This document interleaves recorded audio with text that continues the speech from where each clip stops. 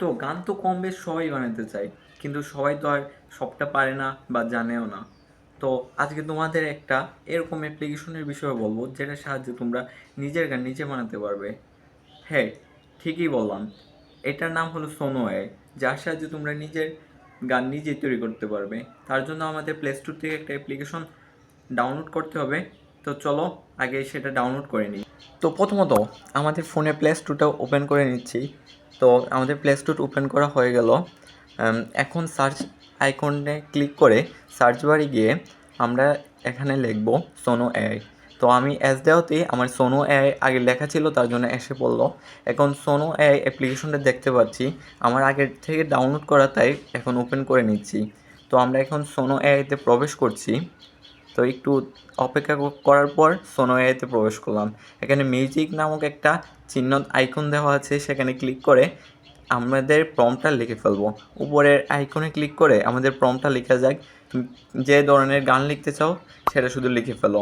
তো আমরা লেখা শেষ, তখন নিচের দিকে আসবো।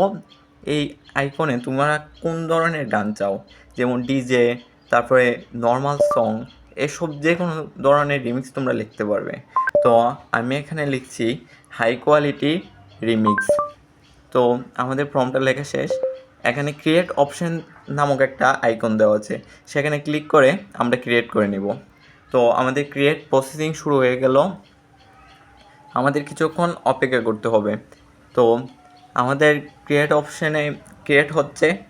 আর তোমাদের একটা কথা বলে রাখি, তোমরা একটা গান লিখলেও দুইটা করেই গান ক্রিয়েট হবে।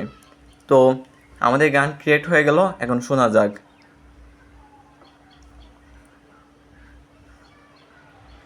তোমায় যখন প্রথম দেখি, হায় মাথা ঘরে,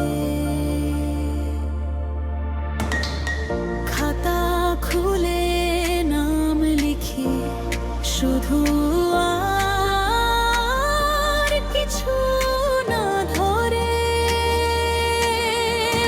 আশা করি তোমাদের সহজে বোঝাতে পারলাম, আর পুরো প্রসেসিংটা তোমরা ভালোভাবে বুঝতে পারলে। আর যদি তোমাদের কোনো ডাউট থাকে তাহলে অবশ্যই কমেন্ট বক্সে জানাবে। আর ভিডিওটা এ পর্যন্তই, তাহলে সবাই ভালো থাকো।